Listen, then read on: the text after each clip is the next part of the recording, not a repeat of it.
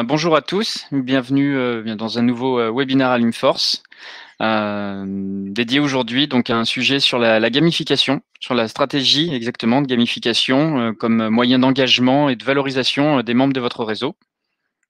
Donc je suis accompagné de Baptiste, qui va nous éclairer de son expertise sur le sujet. Bonjour à tous, c'est avec plaisir que je vous retrouve pour ce énième webinaire de l'année. C'est vrai que c'est un sujet en tout cas qui nous est apparu assez naturel avec Julien.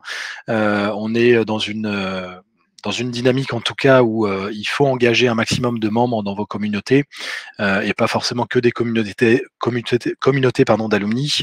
C'est plus une problématique globale, comment engager ses membres et la stratégie justement de gamification ou en français ludification est vraiment l'une des stratégies importantes, en tout cas qui est un axe d'engagement et qui permet de stimuler les personnes à faire une action. Donc ça, Julien en parlera un peu plus dans son introduction.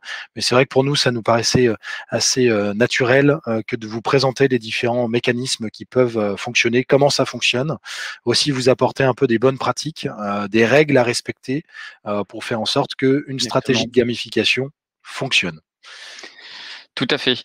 Donc avant de me lancer, je rappelle pour ceux peut-être qui n'ont pas toujours l'habitude de fonctionner avec nous, vous avez une fenêtre en bas à droite de chat pour réagir, donc pour faire vos remarques, partager éventuellement vos expériences ou poser vos questions et on traitera tout le long de l'exposé.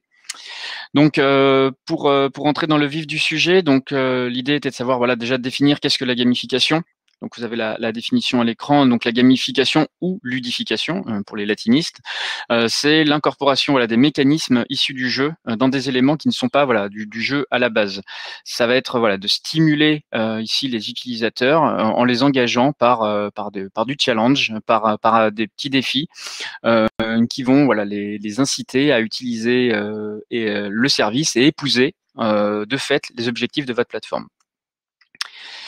Donc, la gamification, c'est un service qu'on retrouve notamment beaucoup dans l'apprentissage. Vous en faites peut-être l'expérience dans vos établissements respectifs, dans la formation, également dans la publicité, dans le web marketing. Et ça va répondre un petit peu à l'enjeu des communautés, répondre au défi qui est celui de l'engagement des utilisateurs.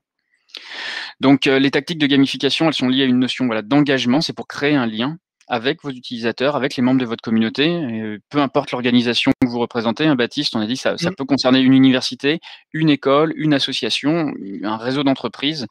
Tous les types de réseaux sont concernés. C'est vrai que c'est aussi bien du B2C, si je puis dire, que du B2B. On le voit même au sein de plein de grands groupes, notamment si je peux citer Unilever, Adecco, PwC, qui ont des programmes aussi de gamification interne pour stimuler les différents salariés, différents employés de la société à agir et en tout cas à être acteurs de tel ou tel sujet au sein même des grands groupes. Donc c'est vrai que ça s'applique vraiment à tout type de structure.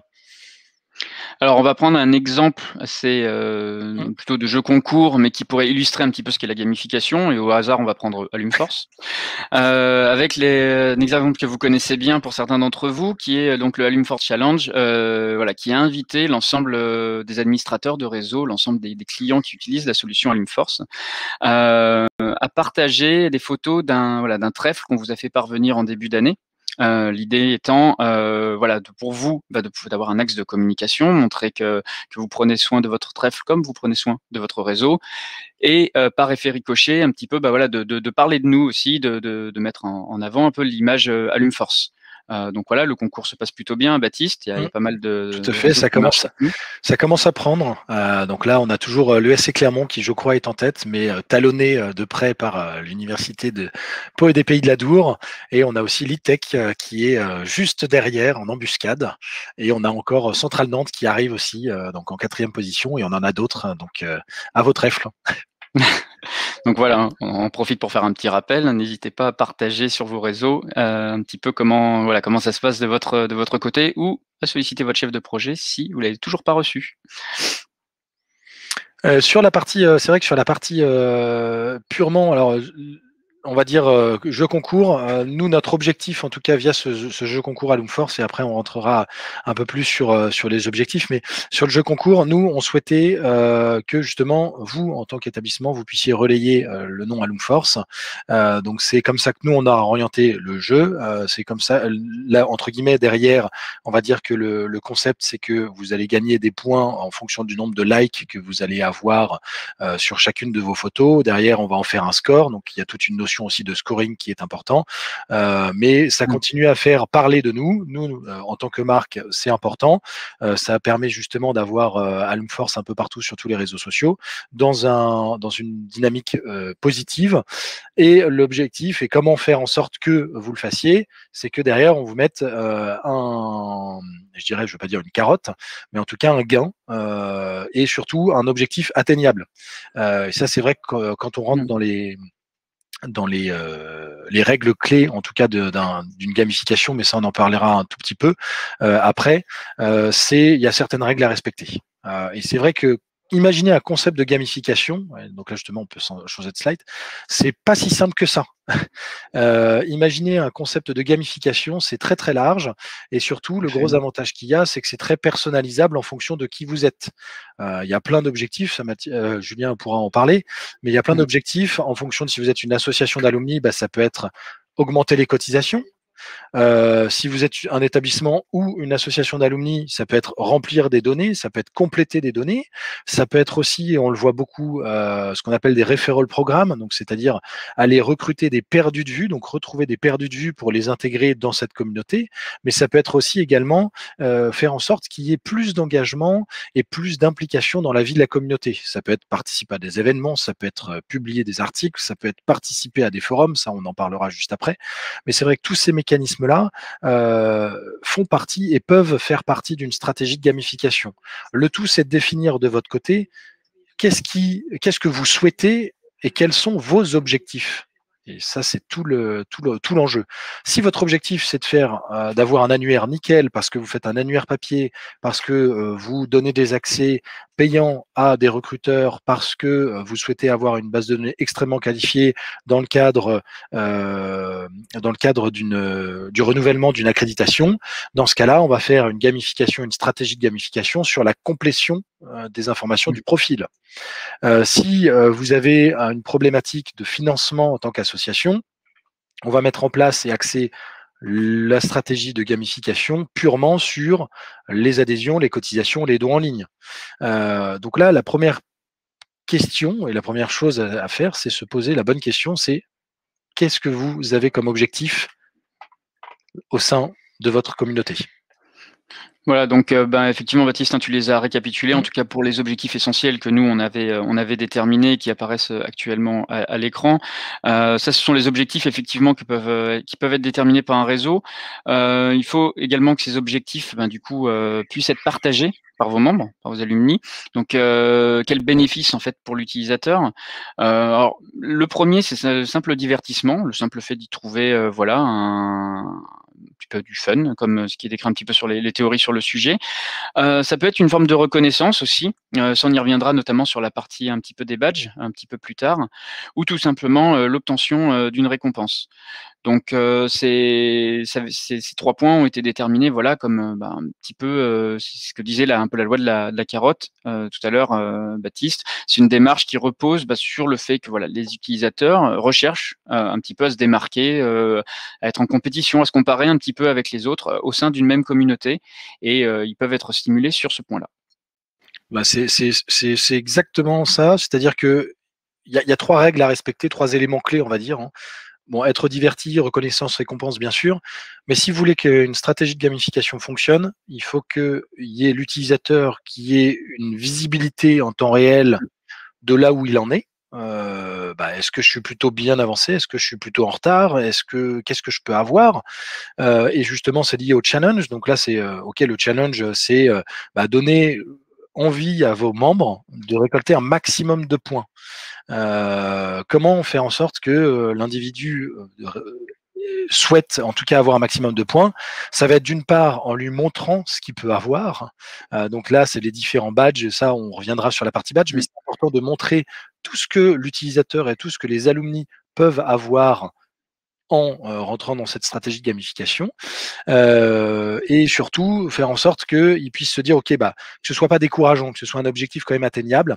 Et tout est lié à la récompense. S'il y a une récompense qui est pertinente, si vous offrez juste un stylo, bon, ça n'a pas grand intérêt. Par contre, ça peut être aussi bien une récompense physique que virtuelle. On voit de plus en plus, la récompense physique, c'est assez facile, mais les récompenses virtuelles, ça peut être, ok, bah, vous êtes le seul à avoir, j'en sais rien, le badge cotisant Gold, parce que vous êtes le premier à avoir cotisé et vous en avez qu'un seul. Et comme vous êtes le premier, bah, vous êtes fier de l'avoir. Donc là, on rentre plus sur le côté fierté de l'individu et valoriser l'individu. Et ça, c'est indirectement une récompense. Il y a beaucoup d'alumni qui, eux, vont être dans vos réseaux pour valoriser leur profil, pour valoriser leurs compétences. Et donc, grâce à ça, ils vont pouvoir dire, bah, moi, j'ai été le premier. Donc, l'idée également par Alumforce et d'Alumforce, c'est de vous accompagner et de mettre à votre disposition des fonctionnalités qui sont dédiées à votre stratégie de gamification et qui peuvent vous épauler dans la mise en place de celle-ci. Donc, on va retrouver certaines fonctionnalités qui sont déjà implémentées dans votre réseau de base, je pense notamment au forum, et à d'autres fonctionnalités qui peuvent être déployées si nécessaire, comme les badges, le scoring. Et vous pouvez même participer, on va dire, à l'évolution un petit peu de ce service en proposant des scénarios sur mesure et en collaborant avec nous sur justement la définition de ces potentiels scénarios. Il y a une question justement qui a été posée. Est-ce que vous avez des exemples de gamification pour une association qui mettrait l'accent sur un objectif de cotisation au-delà de l'exemple mentionné de badge premier cotisant? Alors oui, il y a plusieurs associations qui fonctionnent en fait avec des niveaux et avec une notion en fait de fidélité, c'est-à-dire que la première fois en effet on va avoir un badge. Alors ils évitent justement de faire des badges négatifs, mais en tout cas des badges, un badge bronze par exemple, cotisant bronze. Si vous cotisez une deuxième fois de suite, vous allez avoir un badge argent et derrière, vous allez avoir le badge cotisant gold ou cotisant à vie. Ça, c'est une des stratégies qu'on a pu voir. Après, il y a une notion aussi d'étoiles. Justement, ils ont créé en fait différents badges que les personnes gagnent en fonction du nombre d'années d'adhésion. Donc ça peut être intéressant aussi, c'est-à-dire que dès le départ, la personne, si elle a cotisé 10 fois de suite, ou enfin 10 fois pendant tout son cursus, il va avoir tout de suite 10 étoiles. Donc ça, c'est des mécaniques qui font que là, vous avez tout de suite un classement qui va se créer, et ça va peut-être stimuler des personnes à se dire, tiens, ok, je suis qu'à 3 étoiles, je pensais que j'avais adhéré plus, ou en sens inverse, tiens, je ne savais pas que j'avais autant adhéré. Donc c'est aussi à double tranchant, il faut faire attention à ça.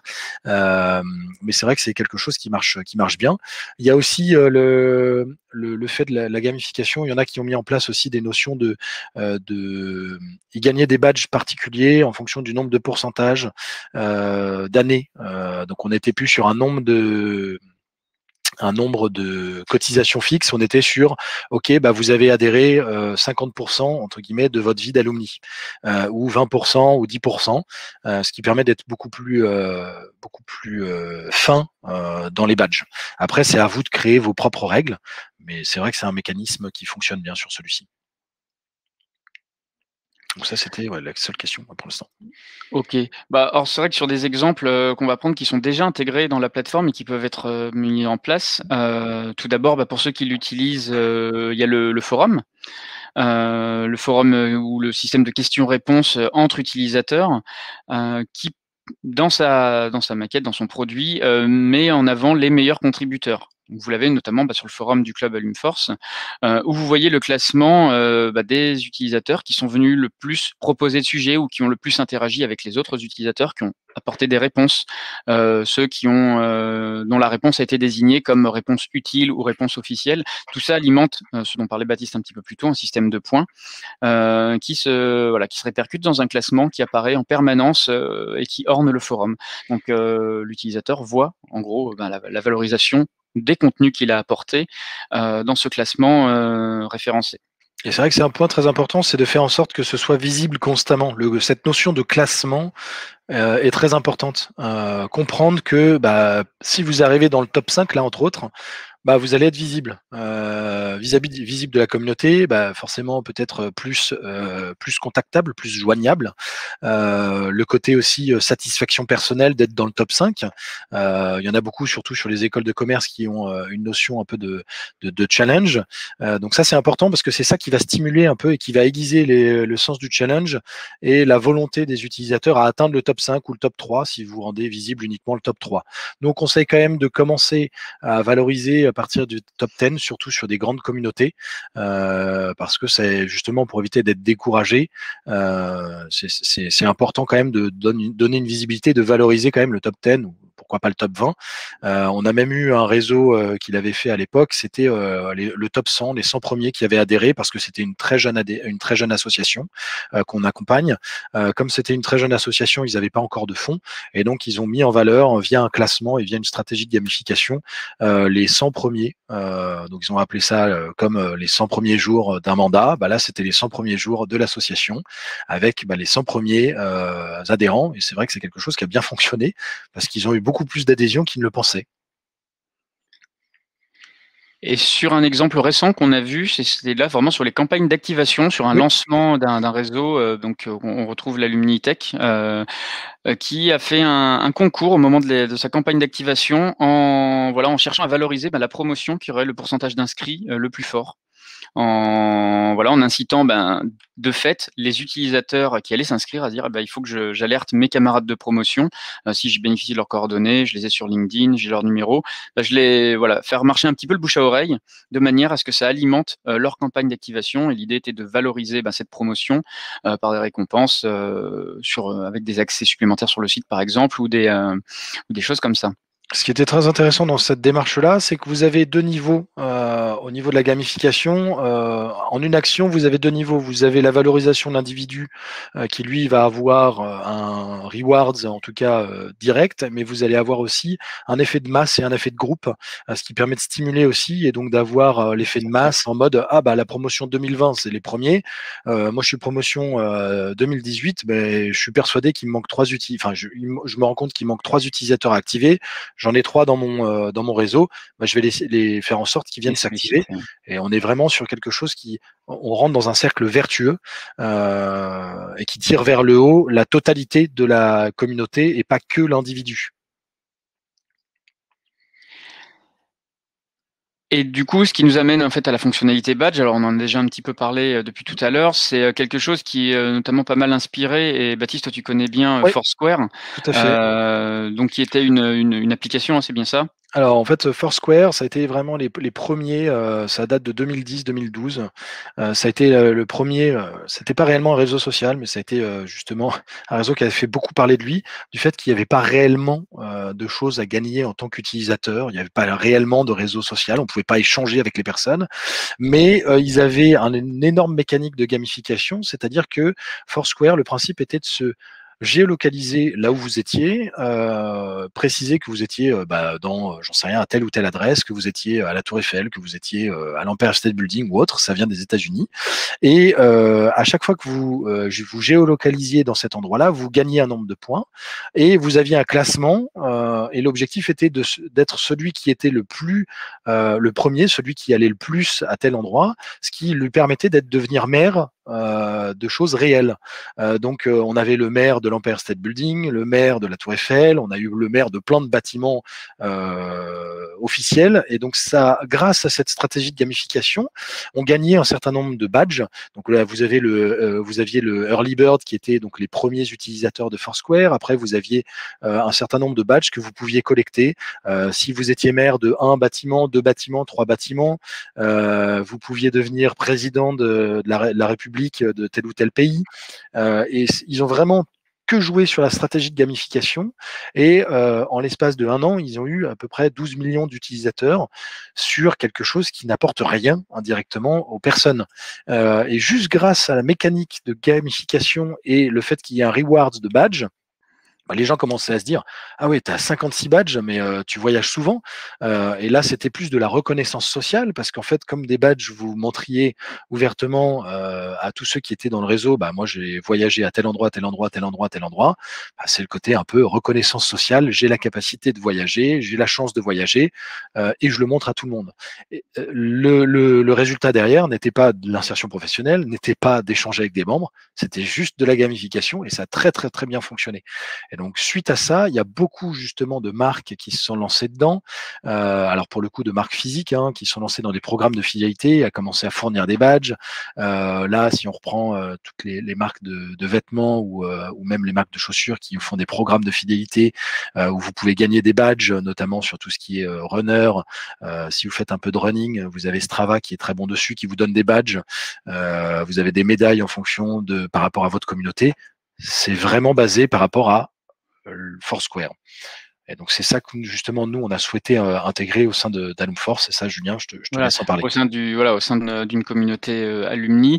Donc c'est la possibilité pour les administrateurs, et on va revenir sur les scénarios possibles, donc de créer des badges de manière autonome, donc de créer des badges soit sur les modèles et les templates qui sont proposés directement depuis Alumforce, mais que vous pouvez vous-même produire et intégrer dans la plateforme, de les attribuer manuellement aux membres de la communauté, ou alors d'établir des scénarios d'attribution automatique, c'est-à-dire en fonction de l'utilisation de l'utilisateur. Donc ça c'est la partie vraiment très intéressante, en fonction de voilà la cotisation à laquelle il va accéder, le nombre d'événements auxquels il va participer, et ben, son profil va être valorisé et orné des badges qu'il aura débloqués. Et lui, bien sûr, on sera informé et pourra partager l'information avec les autres membres de la communauté.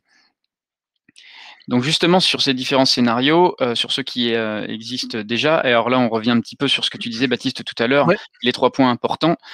C'est pour l'utilisateur, déjà de pouvoir connaître la récompense à laquelle il peut accéder. Mm. Le challenge, c'est qu'il peut savoir comment obtenir cette récompense. Il sait le nombre de points qui est disponible, il sait qu'il doit accéder à une cotisation, il sait qu'il doit participer à tant d'événements, il doit connaître, on va dire, les règles du jeu. Il faut que ce Et soit quantifié, en fait. L'idée, c'est qu'il faut que ce soit quantifié. Si la personne ne sait pas ce qu'elle doit faire, ça va pas prendre. Il faut que ce soit très clair et surtout, il faut que ce soit des actions très simples à faire. Participer à un événement, participer à 3 événements, prendre une cotisation, mettre à jour votre fonction au sein de votre profil, partager un événement sur les réseaux sociaux, créer une actualité. C'est une action très simple à faire, pas complexe. on voit là donc les badges qui sont débloqués par l'utilisateur, et griser légèrement ceux qu'il pourrait débloquer s'il mène d'autres actions sur la plateforme.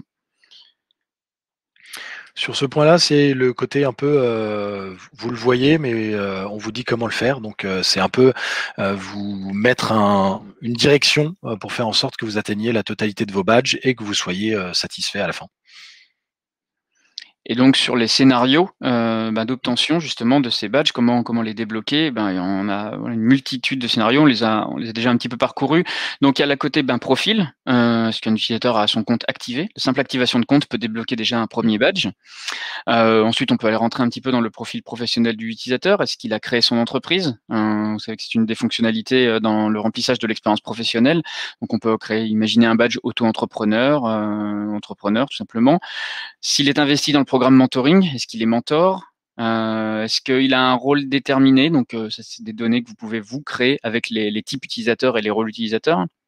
Ça peut être aussi, responsable d'un chapter, responsable d'un groupe, Groupe. responsable un ambassadeur au sein d'une entreprise. Je sais que, je crois que c'est Neoma Alumni qui le fait, qui met, en avant justement des ambassadeurs au sein des entreprises. Ça permet tout de suite déjà d'identifier les profils, et surtout ce sont des badges très faciles à entre guillemets à gagner indirectement et faire en sorte qu'il y ait un maximum d'engagement dans votre communauté. Sur l'aspect cotisation, tu en as très bien parlé tout à l'heure. Il y a effectivement le badge qui peut être débloqué par l'acquisition d'une cotisation ou d'un type de cotisation, ou au contraire, pour récompenser la fidélité d'un utilisateur qui aurait pris 2, 5, 10 cotisations successives. Les événements, ça peut être le nombre de participations, mais également le nombre d'événements organisés. On sait que dans certaines communautés, surtout en ce moment avec le développement des événements en ligne, on a beaucoup de réseaux qui sollicitent leurs anciens pour animer des conférences, pour animer des ateliers, et eux-mêmes sont à l'initiative de la création de ces événements. Le nombre d'offres publiées, d'offres d'emploi, voilà, on va dire l'investissement dans le déploiement des opportunités professionnelles, ou même, voilà ce que tu disais, hein, le côté ambassadeur d'une entreprise. Mais on voit même aussi sur les offres d'emploi, outre le nombre d'offres publiées, on voit même, surtout lorsqu'on a un réseau qui est constitué à la fois d'étudiants et d'alumni, et l'objectif justement du réseau, c'est également de favoriser l'insertion professionnelle. On voit même des badges qui sont créés sur vous avez postulé à votre première offre en tant qu'étudiant, au niveau des offres de stage. L'idée, c'est faut pas le voir que dans un sens, c'est-à-dire je donne, c'est aussi l'objectif, mon objectif de mon réseau social professionnel, que ce soit alumni ou piloté par l'école, par les relations entreprises ou encore les bureaux d'aide à l'insertion professionnelle, c'est de se dire, donnons-lui un badge, on va le valoriser et le récompenser sur le fait qu'il ait postulé à un stage, même si ça paraît très simple, mais il va se dire, génial, ok, allez, je vais y aller, je vais peut-être être la personne qui a postulé au plus d'offres. Alors bien sûr, il faut que ce soit qualitatif, mais c'est important. Et puis, on a d'autres modules, d'autres fonctionnalités plus exactement, sur lesquelles il est possible d'interagir. Donc le nombre de likes, le nombre de commentaires faits sur des articles ou tout simplement des articles publiés. Ça peut être lié également à, l'attribution d'un champ personnalisé, c'est-à-dire un champ que vous allez customiser vous-même pour vos propres utilisateurs, et qui permettra, de débloquer les badges que vous aurez vous-même créés, dans ces scénarios. Tout à fait. Donc ça, les champs personnalisés, c'est pareil. Chaque association, chaque université, chaque école, chaque entreprise va avoir ses propres champs. C'est vous donner la capacité aussi d'agir sur ces champs par rapport à toujours votre objectif. Nous, on peut pas connaître les objectifs de tout le monde, même si on a une bonne connaissance et un bon recul, une bonne idée en tout cas par rapport à ça. Mais on a plein de réseaux qui ont des divergences, qui ont des différences, et donc c'est important aussi de pouvoir vous donner la capacité de le faire sur vos propres champs personnalisés. Ce qui nous emmène, à voir aussi, comment vous pouvez vous exploiter en fait la gamification au-delà de la stimulation, des membres, et de ce qui en résulte. La mise en place d'une stratégie de gamification, déjà c'est un nouvel axe de marketing pour votre plateforme, c'est un axe de communication, d'engagement, des membres. Voilà, ça peut être, par vos communications, montrer ce qu'ils peuvent faire, montrer les règles du jeu, la publication du classement, la valorisation des premiers, justement ceux qui ont plus débloqué de points ou de badges. Ça enrichit votre plan de communication. On entend souvent certains établissements ou certaines associations qui nous disent, voilà, mais j'ai toujours un peu peur de manquer de contenu, que ce soit des actualités, des événements. Là, ça vous permet, grâce à une stratégie de gamification qui peut être sur une durée de 6 mois, 1 an, voire plusieurs années, voire pas de limitation, de faire en sorte que vous ayez constamment en fait du contenu sous la main, en disant, ce mois-ci, voilà, le top 10, c'est cela. C'est, par effet, domino, la valorisation des membres et de vos services. Hein, la valorisation des membres, puisqu'on valorise effectivement les utilisateurs qui ont le plus, interagi avec votre plateforme et qui ont le plus rempli les objectifs que vous leur aviez fixés. Mais c'est également, la mise en avant du service, hein, quel qu'il soit, hein, les événements, les cotisations, l'accès à l'annuaire, le remplissage du profil. Et pour vous, c'est également, un axe de détermination des ambassadeurs potentiels. Un utilisateur très investi dans votre plateforme qui vient proposer des événements, qui vient proposer des offres d'emploi, c'est un très bon ambassadeur, un relais terrain qui peut se faire l'écho, de votre plateforme auprès, des autres utilisateurs, auprès de ses homologues. Sachant qu'il y a une notion par rapport aux ambassadeurs, derrière des badges ou derrière en tout cas des récompenses qu'on va fournir, on a une notion de scoring derrière avec des points. Et sur cette stratégie, l'idée c'est que vous puissiez avoir un classement aussi des personnes qui ont le plus de points par rapport à vous, ce que vous souhaitez valoriser. Quelqu'un qui a posté une offre d'emploi, ça va peut-être pas avoir le même poids sur tel réseau par rapport à un autre réseau où là, lui, son axe, c'est vraiment d'avoir un maximum d'événements et pas du tout d'insertion professionnelle. Donc, ça vous permet justement de pouvoir pondérer aussi les poids et de faire un scoring qui reflète réellement votre axe stratégique et réellement l'orientation de votre réseau. Est-ce qu'il y a des, peut-être, je vois, il y a pas trop de Oh, questions. Est-ce qu'il y a justement peut-être d'autres programmes mentoring qui ont été, enfin, pas de mentoring, pardon, de programmes de gamification. gamification qui ont été mis en place? Je ne sais pas s'il y a des exemples ou des personnes qui veulent témoigner un peu dans le chat, ou alors tout est clair. Euh, Oui, si, bon, sans doute sur le format de jeu concours, mais même effectivement des exemples de gamification intégrée dans l'utilisation de la plateforme. Tout est clair, Mathias. Ben, parfait, merci Merci, beaucoup. Merci Mathias. Bah, si on n'a pas d'autres remarques ou d'autres questions, On va effectivement peut-être conclure. En tout cas, on est quand même preneur de vos retours et de vos retours d'expérience, que ce soit sur le forum du club ou même par retour de mail, pour que voilà, on puisse nous illustrer nos futures présentations en ce sens. Le replay de ce webinaire sera disponible sur le club d'ici demain ou plus tard. On va vous faire parvenir le questionnaire de satisfaction pour que vous puissiez quand même nous dire ce que vous en avez pensé et nous proposer éventuellement de futurs sujets. Ah, il y a une question. Quelle est la meilleure stratégie de communication pour le gaming, mailing, réseaux sociaux? Je pense que c'est une communication globale, hein, ouais, Baptiste? c'est vraiment il faut avoir en fait un mixte. C'est-à-dire que les réseaux sociaux, ça va être un moyen, un vecteur. Le mailing, ça reste aussi un vecteur. L'un, en général, est souvent complémentaire de l'autre. Faut pas que ce soit bien sûr trop redondant et trop fort, mais il faut les deux. Par type de badge. Oui, tout à fait, Anne, on vous montrera. N'hésitez pas à appeler votre Customer Success sans aucun souci sur ça. Oui, pour avoir d'une démonstration, mais on peut effectivement procéder à l'extraction des membres par badge. Et puis, du coup, je vais vous envoyer le questionnaire et puis la liste des prochains webinars qui seront diffusés dans les prochaines semaines. Donc, dans 2 semaines, on a un webinar plutôt orienté bonne pratique sur les perdus de vue, hein, les utilisateurs, voilà, comment les retrouver, les engager avec le partage de différentes retours d'expérience de réseau. Et un webinar dans un mois, Baptiste, sur avec Tout là à de fait. pas mal de retours d'expérience sur les forums entreprises. Donc là, on a vraiment accès, c'est l'une des verticales justement d'Alum Force, sur tout ce qui est création et gestion de forums entreprises virtuelles et de job dating. Donc on a un webinar qui est organisé le 15 avril prochain, je crois que c'est la même heure. Donc vous avez dû recevoir normalement une invitation aujourd'hui. Donc on vous invite tous à vous inscrire. L'idée c'est de vous donner un peu notre retour d'expérience et surtout d'avoir un véritable témoignage de l'Université de Lille qui sera là pour nous accompagner, qui a organisé un forum entreprise virtuel il y a une semaine avec plus de 1000 participants, plus de 800 de mémoire job dating qui ont été réalisés. Donc là, on va vous donner vraiment les clés de ce qu'il faut préparer, comment ça peut fonctionner, et surtout les bonnes pratiques et les éléments à ne pas oublier lorsqu'on gère un forum entreprise virtuel, parce que c'est assez nouveau, je pense, pour une grande partie d'entre nous. Merci à tous, et puis on espère vous voir encore plus nombreux au prochain webinaire.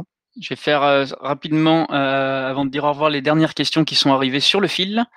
Est-ce que vous proposez un module de gamification sur Alumforce avec des badges? Donc, la Oui, réponse est oui. Et donc Stéphane, et je vous propose à la réception du questionnaire de l'indiquer si vous souhaitez une démonstration. Votre chef de projet référence reprochera de vous. Est-ce qu'il y a une obligation légale au jeu concours? non, alors pas forcément. Si c'est grand public, normalement oui. Par contre, comme vous êtes dans une communauté restreinte, vous n'êtes pas obligé à partir du moment où. Alors, je crois qu'il y a une limitation en termes de lot, enfin en termes de montant de lot, hein, mais vous n'êtes pas obligé d'avoir une motion légale. Rien ne vous empêche d'en créer une. Il y a plein de textes qui existent de manière très simple, hein, mais c'est plus pour vous protéger s'il y a un dérapage derrière, mais de manière globale, non. Créer Et des scorecards dans Salesforce, ok, super. c'était quelque chose de similaire et donc une expérience qui avait déjà été menée par Karine. Eh bien, merci beaucoup. Excellente journée à tous et à bientôt pour de nouveaux webinars. Merci beaucoup, au revoir. Au revoir.